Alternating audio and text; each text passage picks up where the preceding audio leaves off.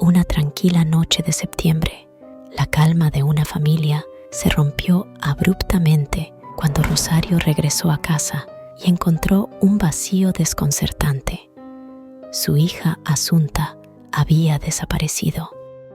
¿Qué llevó a la niña de 12 años hacia su trágico final? ¿Y cómo pudo desaparecer si estaba segura en su casa? ¿Cuál fue el motivo para que alguien acabara con su vida? Fue adoptada en China en 2001 por los españoles Rosario Porto y Alfonso Basterra, quienes aseguraron que la cuidarían como si fuera su propia hija. Sin embargo, la promesa se convirtió en una oscura tragedia que sacudió a España y al mundo. La polémica investigación sobre el caso reveló un laberinto de sospechas y secretos.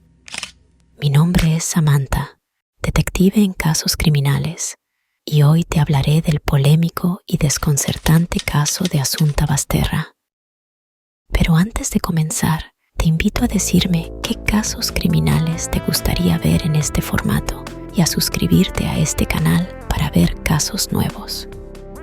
El 21 de septiembre de 2013, hacia las 10 de la noche, Rosario y Alfonso se acercaron a una comisaría de la Guardia Civil en Santiago de Compostela, España, para denunciar la desaparición de su hija adoptiva, Asunta Wong Fang Basterra Porto.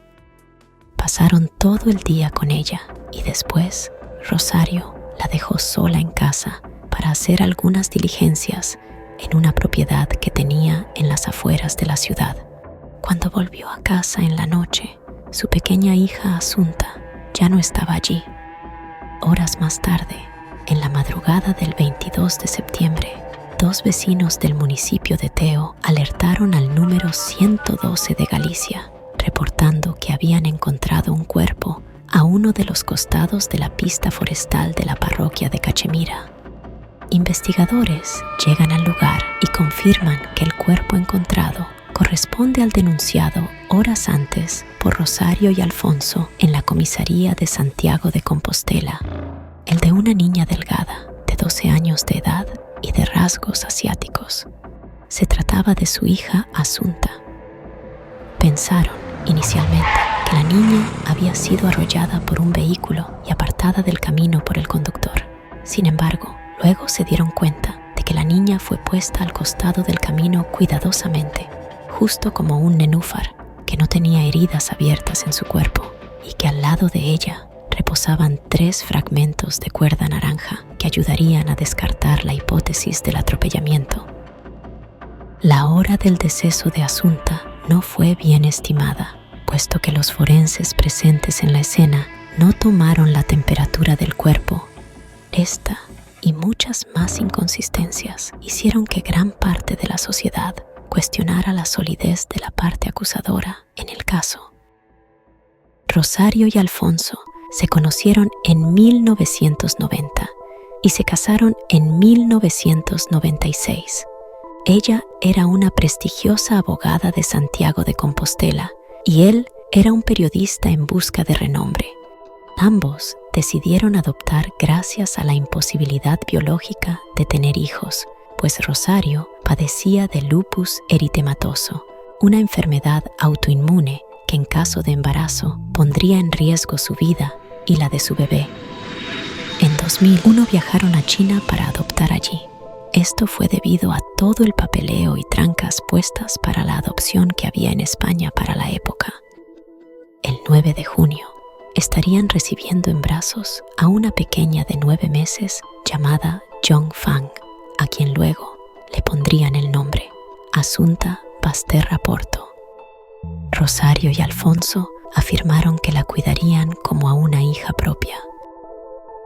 Gracias al reconocimiento que tenía Rosario en la época, la adopción tuvo una gran resonancia en medios de comunicación, ya que era la primera niña de origen chino adoptada en Santiago de Compostela. Se habían convertido en una familia ejemplar para la sociedad española. Asunta creció en un entorno acomodado, recibiendo un cuidado meticuloso por parte de sus padres y un gran amor y estabilidad económica de parte de sus abuelos maternos, pues fueron ellos quienes impulsaron a Rosario y a Alfonso a adoptarla. Era una niña altamente inteligente y disciplinada. Se le facilitaba aprender diferentes idiomas, la música y el baile. Pudo adelantar un curso en su escuela y era talentosa en varias cosas como la cocina, el canto, el piano, el violín y el ballet. Asunta tuvo una vida aparentemente normal hasta el día de su desaparición, 8 meses después del divorcio de sus padres.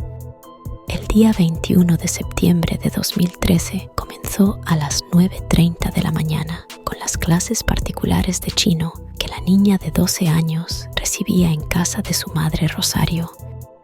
A las 2 de la tarde, ambas se dirigieron a la vivienda de Alfonso, a tan solo una calle de distancia, para almorzar los tres juntos.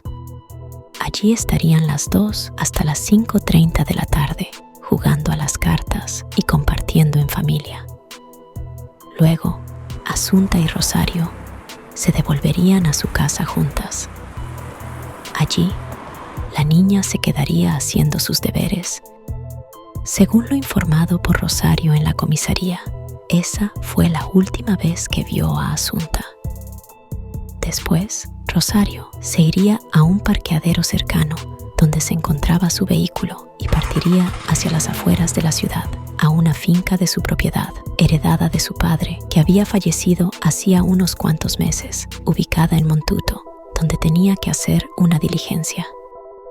Cuando Rosario regresó a su casa, alrededor de las 9 de la noche, descubrió que su hija Asunta ya no estaba allí. De inmediato, llamó a Alfonso para saber si la niña había ido a su departamento, pero él dijo que no. Ambos padres salieron a buscar a la niña al barrio y a las 10 de la noche, al no encontrarla, se dirigieron a la comisaría para reportar su desaparición. Allí mencionaron que no era común que Asunta saliera sola a la calle, más allá de transitar entre las viviendas de Rosario y Alfonso, pues tan solo tenía 12 años. Alfonso había rentado un departamento cercano a la casa de Rosario y Asunta para mantener el contacto con ellas dos a pesar de la causa de su divorcio. Rosario le había sido infiel. Alfonso había encontrado en el ordenador de su esposa correspondencias entre ella y un empresario con mensajes comprometedores y subidos de tono. Y a pesar de la separación, los vecinos de Santiago de Compostela seguían viendo en Rosario, Alfonso y Asunta una familia admirable. Esta infidelidad habría sido, en parte, impulsada por las condiciones mentales que venía atravesando Rosario en los últimos años relacionadas con la depresión y el manejo de la ira.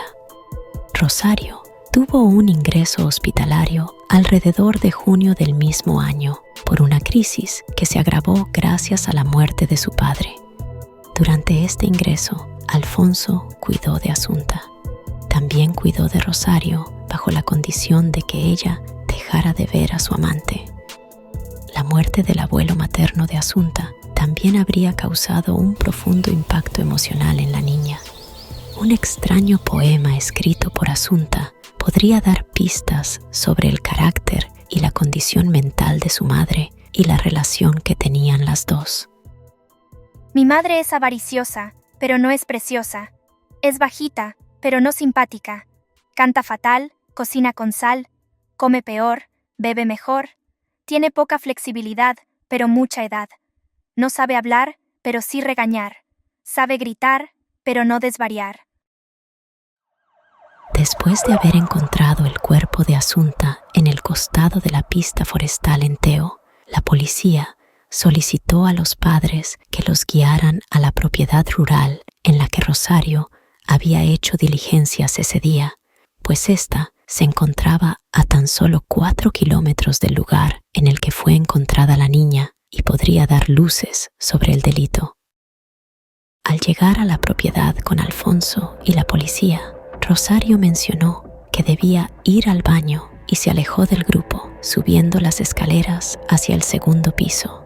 Uno de los policías decidió seguirla sigilosamente y descubrió a la mujer en una de las habitaciones de la casa, manipulando una papelera, lugar en donde luego encontrarían algunos trozos de cuerda naranja. Existía la posibilidad de que la madre de Asunta manipulara las cuerdas que se encontraron al lado del cuerpo de su hija.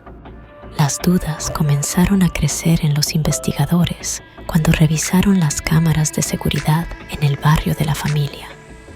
Para empezar, madre e hija no se habían devuelto juntas a casa después de haber pasado la tarde en el departamento del padre. La cámara de seguridad de un banco, ubicada en la intersección entre la calle de Rosario y la de Alfonso, vería pasar a Asunta sola hacia su casa, 7 minutos antes de que se viera pasar a Rosario por el mismo sitio. Los padres habían enviado a la niña sola mientras ellos se quedaron algunos minutos hablando entre ellos de un tema que a día de hoy se desconoce. Luego, la cámara de seguridad de una gasolinera captó el vehículo de Rosario, que iba en camino hacia las afueras de la ciudad. Ella le había informado a la policía que se había dirigido a su casa en Montuto antes de volver y notar que Asunta había desaparecido. Pero dicha cámara había registrado una mancha sumamente borrosa al lado del puesto del conductor que ocupaba Rosario. Aparentemente un rostro. ¿Era Asunta en el puesto del copiloto? ¿Era el padre de la niña? En cualquiera de los casos, Rosario le había mentido a la Guardia Civil en la versión que había dado cuando desapareció su hija, y esto, junto con el incidente de la papelera en la propiedad rural, la puso bajo la lupa de los investigadores. Otra señal pondría las sospechas también sobre Alfonso, pues su laptop personal había desaparecido mientras se adelantaba la investigación y el hombre era incapaz de dar una respuesta coherente cuando le preguntaron por este objeto. Junto a la laptop también había desaparecido su móvil y cuando apareció días después se encontraron indicios de que varios mensajes de texto habían sido eliminados. Debido a estas inconsistencias, Rosario Porto fue detenida el 24 de septiembre mientras estaba en el funeral de Asunta, y Alfonso Basterra es detenido un día después. Después de decomisar sus teléfonos, en el celular de Rosario se encontró una especie de selfie tomada en el reflejo de un vidrio. Detrás de este, el ataúd de su hija Asunta. En el celular del padre se encontró la misma extraña fotografía.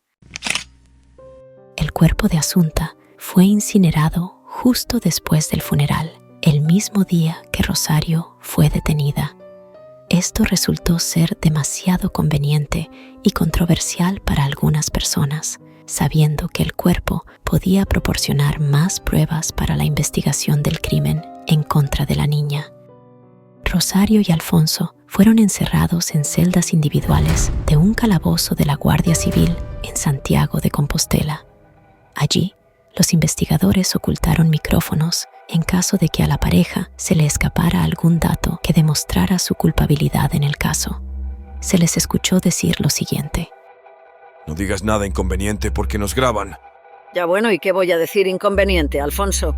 No, ya lo sé. Nada, mi vida. Pero cualquier cosa que digamos o hagamos, ya has visto, te lo toman como... Ya, pero tu imaginación calenturienta nos va a generar muchos problemas. ¿Cómo? Que tu imaginación calenturienta nos va a generar muchos problemas. Y que yo en casa todo insecto cuanto había con un cojín, no quiere decir que yo vaya ahogando a la gente con cojines. Pues claro que no, mi vida, pues claro que no. Pero fíjate la que has montado. Acuérdate de lo que hablamos ayer. No incurramos en contradicciones, porque cualquier fisura juega en nuestra contra. Y no perdamos la confianza el uno en el otro, porque yo estoy seguro de tu inocencia. Dime en los comentarios, ¿qué crees que trataban de decirse Rosario y Alfonso? Gracias por acompañarme en la primera parte de este enigmático caso. No te pierdas la continuación que estaré mostrándote la próxima semana. Suscríbete a nuestro canal y activa las notificaciones para que no te pierdas la segunda parte. Nos vemos pronto.